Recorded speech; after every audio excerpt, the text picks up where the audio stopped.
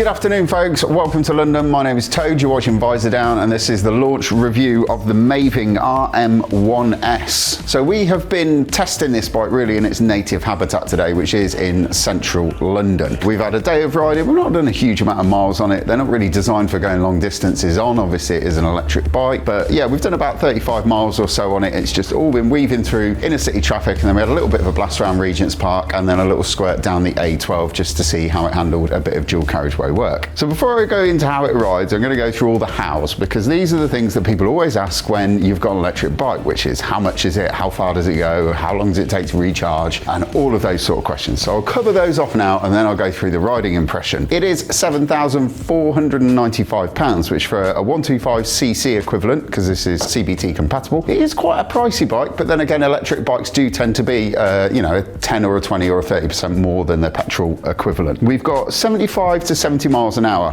top speed out of this, which is the main difference between this bike, the S, and the RM1, which was the previous model that Maeving brought out, which I'm going to go through in a bit more detail in a little while. So recharge times, it recharges off a standard 3-pin plug at home, and it will go from 0 to 100% in 6 hours and 20 to 100% in 4 hours, and that's just on your standard home 3-pin socket. We've got 10.5 kilowatt peak power, so that's the maximum amount of power that you can extract out of the motor, which basically makes it bang on the 15 bhp limit for a CBT, a provisional license, and CBT. You've got 3 rider modes up here on the dash, which you flick through using the D button. So you've got the standard rain, you've got an eco mode, and you've got sport mode. Basically, there isn't really much difference between them, only the eco and the normal road mode just sort of limits the top end speed of the bike. The throttle mapping is all the same. There isn't any regenerative braking to mess about with or anything like that. So it's really, on that respect, really very, very simple. We've got a 5.46 kilowatt hour battery,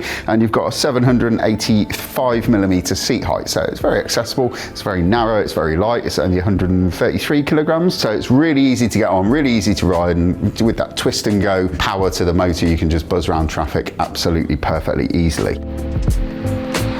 So, how did I find it riding around London today? 15 bhp is never a massive amount, even in a bike that weighs as little as this thing does. It's not a huge amount. It does get off the line briskly, I would say. You don't get that huge shove in the back that you get off some other bigger capacity electric bikes, and I think there is some mapping in the throttle to sort of soften that delivery a little bit when you do open the throttle. But it gets up to 50 miles an hour promptly enough, and then from 50 to 70, it kind of wheezes its way up there a little bit, but it will cruise along really, really happily at 60 miles an hour with enough in reserve that if you need to get around another car or a bus or a slow moving vehicle, you've got a little bit of squirt in the tank that you can do that. So that's really, really handy. That's the main thing that this bike is designed to do, because the RM1 that I spoke about at the beginning was Maeving's first bike. It had about a 45 mile an hour top speed, so it really did limit the bike to being used in situations such as London, where you're never going to touch dual carriageways and you're just weaving in and out of traffic all day. What this bike does is it opens up the Maeving brand to people who might live in Essex, or they might live in Surrey, or they might live in Dagenham, a little bit further out,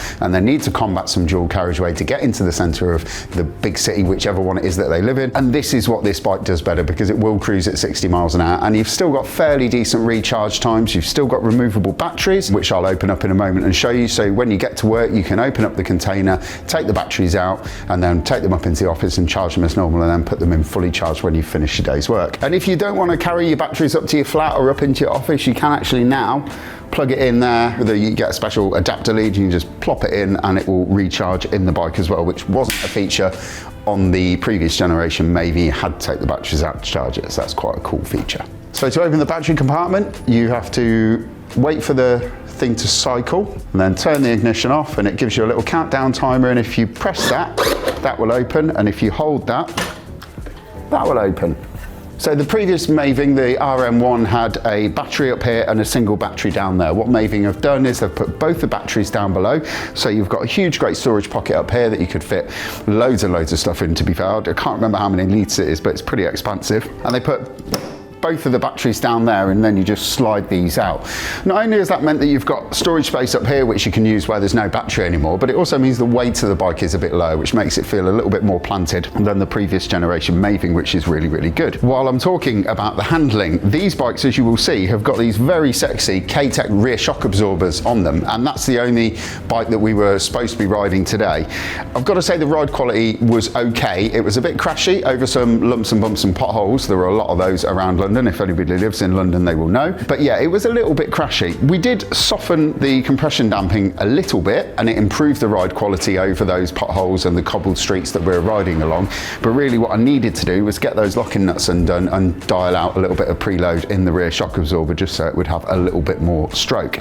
I did have a go on the stock RM1S, which had just got the normal non-adjustable shock absorbers except for the manual 5-step preload adjustment, and that had a much softer spring in it, which was a bit better on my backside, but the rebound damping, it felt a bit wayward in that respect. So really what I'd want to do is upgrade these, which are a £500 option, and then just get it absolutely dialed into where I need it to be, just to make it feel a little bit more compliant over bumps. Other than that, the riding experience of nipping around town on it is great. It's super, super light, it's super narrow, super slim. You've got the power and the torque that you can sort of nip through gaps quickly. It turns really sharply. You've got acres of steering lock, and you've got these phenomenally powerful brakes. I mean, they are super, super powerful. The rear brake lever, which is on the left-hand handlebar, like a scooter brake, is a combined braking system. So you've got 60% going to the rear and 40% going to the front. The front brake on the right-hand side there is just a conventional front brake, and both of them are really, really sharp. This brake will stop you and almost have you over the handlebars. It is that sharp. One thing that I am conscious of is we've been riding it today in really quite nice weather at this time of year. It's been perfectly dry roads. There isn't any ABS on the bike whatsoever, and it does make me wonder whether or not they might be a little bit too sharp if it was a little bit wet or a little bit cold, but I'd have to test that to find out, which will be one thing that I do want to do. Tyres on it, we've got Dunlop Gold Seal tyres. Now, the last time I came into contact with something called Gold Seal, it was a completely different substance, a little bit sticky nonetheless, but the tyres are actually okay. They warm up fairly quickly, and you have to really work hard to get the rear wheel to skid on this thing. It feels like it's got quite a lot of grip in the dry anyway. Probably the best thing that I can say about this bike though is the build quality, and the fit and finish of it feels really, really nice. You've got these lovely carbon fenders and the carbon trim, which are standard on the first edition bikes, but they will be an option on any of the full production run bikes that go after that. And it's all just put together really, really nicely. You can see where Maeving have spent the money on the bike, and they've spent it in the areas that people want, like in all this machining on the cases for the battery boxes, and it just looks nicely put together. In fact, the only area of the bike where you can see that they've maybe just gone for something just to save a little bit of cash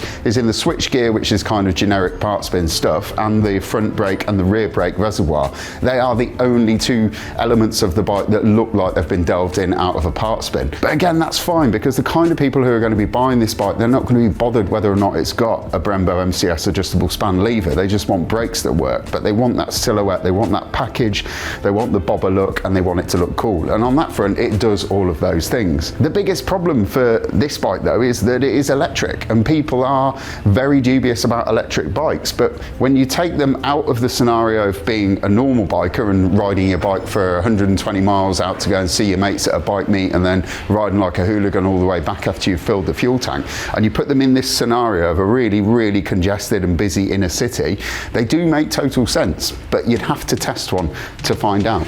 So there we go, that is the Maeving RM1S. Thank you very much to Maeving for having me along. It's really good to see a British motorcycle brand that's doing well. There are a few that aren't, and there are a few that are, but especially in the electric sector. I mean, we've seen Arc with their £100,000 Vector have just gone filing for bankruptcy. You know, Cake, the Swedish bike manufacturer, they've gone the same way. But Maeving, they're doing really, really quite well. The Maeving RM1 last year was the best-selling electric bike in the UK, so they must be doing something right. And now they've gone multinational, so they're in California, they're in other countries in Europe. There are no dealers, so you just go to the website and you buy it like you're buying a new mobile phone effectively. You put in your details, you pay your money, you hit buy, and that's it, the bike gets delivered to you.